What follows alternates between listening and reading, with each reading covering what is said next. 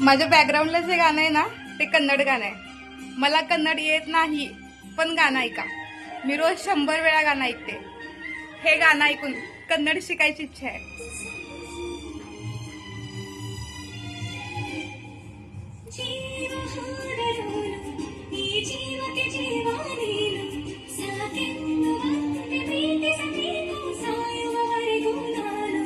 meaning माहित नाही